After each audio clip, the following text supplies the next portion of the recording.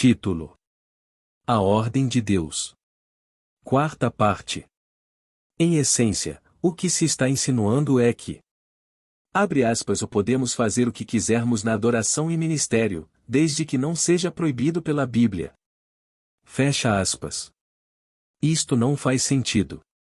Faz-nos lembrar do que um irmão de boas intenções, mas equivocado, disse certa vez. Abre aspas, ou na Bíblia existem mais entrelinhas do que linhas, ou fecha aspas. Certamente esta não pode ser uma maneira sadia de buscarmos a vontade de Deus sobre qualquer assunto. Se aplicarmos o mesmo princípio sobre outros assuntos que dizem respeito à doutrina e prática cristãs, não haveria limites para o número de situações em que poderíamos aplicar um raciocínio assim. A verdade concernente a um assunto em particular seria imediatamente perdida. Na verdade, é justamente isso que está acontecendo de uma maneira geral com a própria questão de como os cristãos deveriam se reunir para a adoração e ministério da palavra.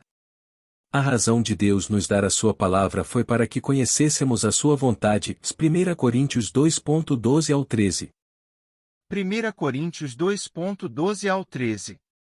Mas nós não recebemos o Espírito do mundo, mas o Espírito que provém de Deus, para que pudéssemos conhecer o que nos é dado gratuitamente por Deus.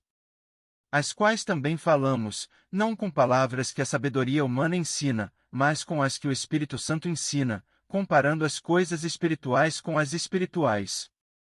Se existe uma prática louvável para nós, está abre aspas, o buscar a verdade em sua palavra e procurarmos, por sua graça, praticá-la. Provérbios 25:2, Atos 17:11 ao 12. Provérbios 25:2. A glória de Deus está nas coisas encobertas, mas a honra dos reis está em descobri-las.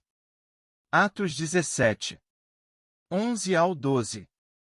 Ora, estes foram mais nobres do que os que estavam em Tessalônica, porque de bom grado receberam a palavra, examinando cada dia nas Escrituras se estas coisas eram assim.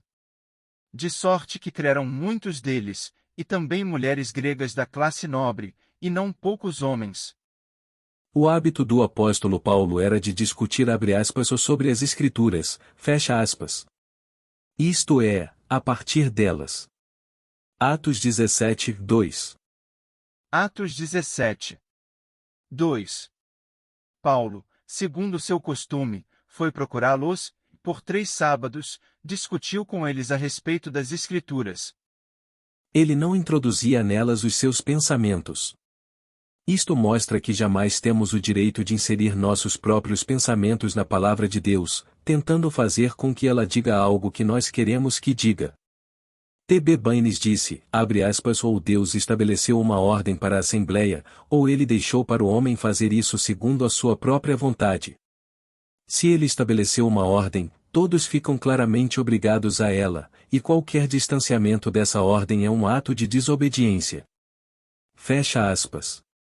Se buscarmos honestamente a vontade de Deus, a única maneira lógica de obtermos ajuda sobre este assunto seria voltarmos à palavra de Deus, por assim dizer, começarmos do zero, dizendo, abre aspas, o que tal não fazermos coisa alguma em nossa adoração e ministério, exceto aquilo que é mencionado na Bíblia, fecha aspas.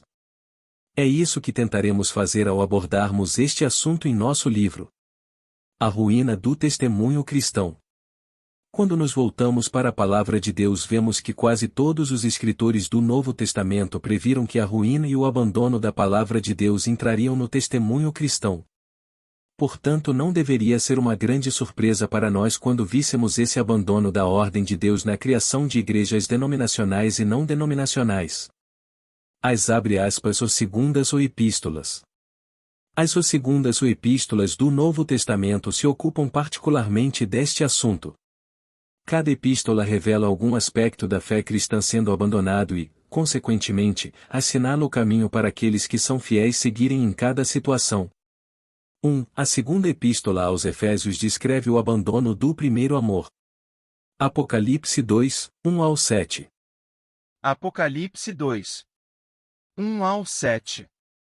Ao anjo da igreja em Éfeso escreva, estas coisas diz aquele que conserva na mão direita as 7 estrelas e que anda no meio dos 7 candelabros de ouro. Conheço as obras que você realiza, tanto o seu esforço como a sua perseverança.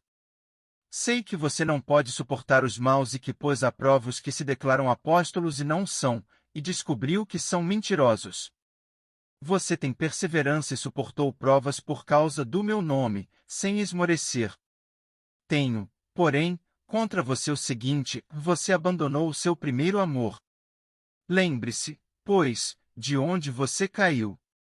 Arrependa-se e volte à prática das primeiras obras.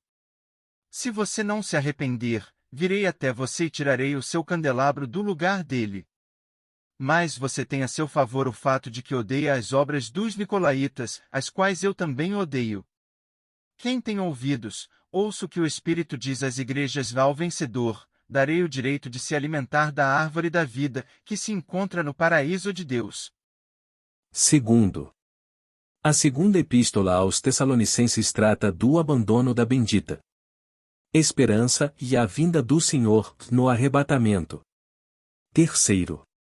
A segunda epístola de João considera a gravidade de se abandonar a doutrina de Cristo. Quarto.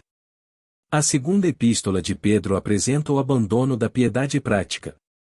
Quinto.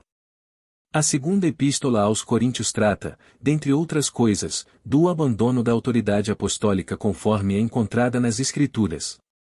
Sexto. A segunda epístola a Timóteo nos fala do abandono da ordem na casa de Deus. Esta está particularmente conectada ao assunto que estamos considerando. O testemunho de Paulo. O apóstolo Paulo nos alertou para o fato de que haveria um grande abandono da palavra de Deus entre os cristãos professos. Ele disse, abre aspas, ou porque eu sei isto que, depois da minha partida, entrarão no meio de vós lobos cruéis, que não pouparão ao rebanho, e que de entre vós mesmos se levantarão homens que falarão coisas perversas, para atraírem os discípulos após si, ou Atos 20, 29 ao 30. Em suas epístolas a Timóteo, ele mencionou aqueles que naufragariam na fé, 1 Timóteo 1, 19 ao 20. 1 Timóteo 1, 19 ao 20.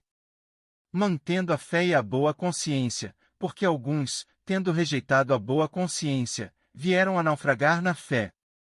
Entre esses estão Himeneu e Alexandre, os quais entreguei a Satanás para serem castigados, a fim de que aprendam a não blasfemar. Que apostatariam da fé e o conjunto formado pela verdade cristã, 1 Timóteo 4, 1 ao 3. 1 Timóteo 4, 1 ao 3. Ora, o Espírito afirma expressamente que, nos últimos tempos, alguns apostatarão da fé, por obedecerem a espíritos enganadores e a ensinos de demônios. Pela hipocrisia dos que falam mentiras e que têm a consciência cauterizada. Que proíbem o casamento e exigem abstinência de alimentos que Deus criou para serem recebidos com gratidão pelos que creem e conhecem a verdade. Que se afastariam da fé, 1 Timóteo 6, 10. 1 Timóteo 6, 10.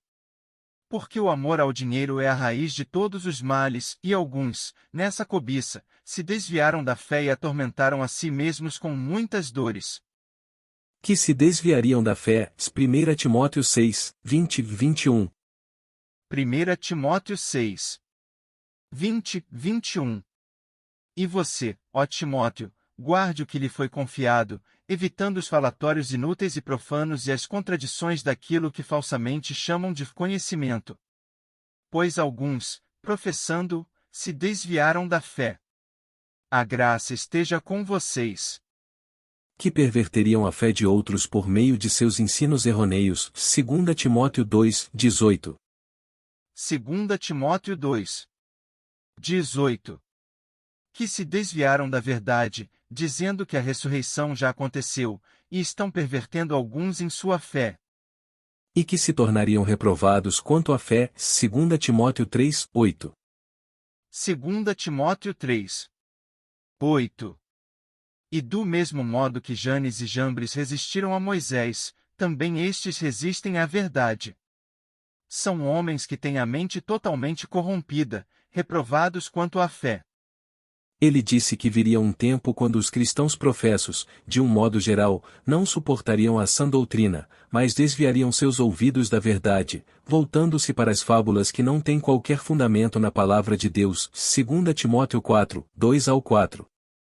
Ele disse que os padrões morais no testemunho cristão também se degenerariam até chegarem ao mesmo nível dos praticados entre os pagãos. 2 Timóteo 3, 1-5, compare com Romanos 1, 28-32.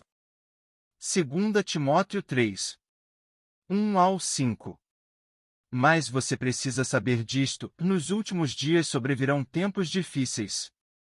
Pois os seres humanos serão egoístas, avarentos, orgulhosos, arrogantes, blasfemadores, desobedientes aos pais, ingratos, ímpios, sem afeição natural, implacáveis, caluniadores, sem domínio de si, cruéis, inimigos do bem, traidores, atrevidos, convencidos, mais amigos dos prazeres do que amigos de Deus, tendo forma de piedade, mas negando o poder dela.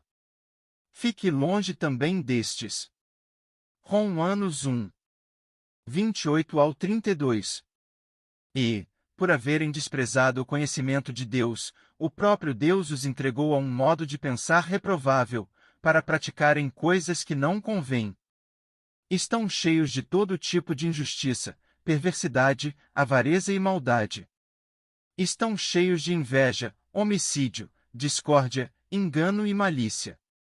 São difamadores, caluniadores, inimigos de Deus, insolentes, arrogantes, orgulhosos, inventores de males, desobedientes aos pais, insensatos, desleais, sem afeição natural e sem misericórdia.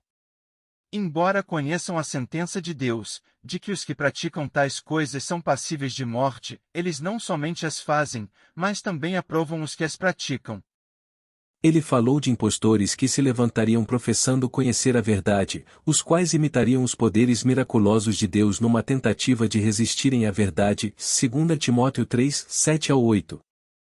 2 Timóteo 3, 7-8.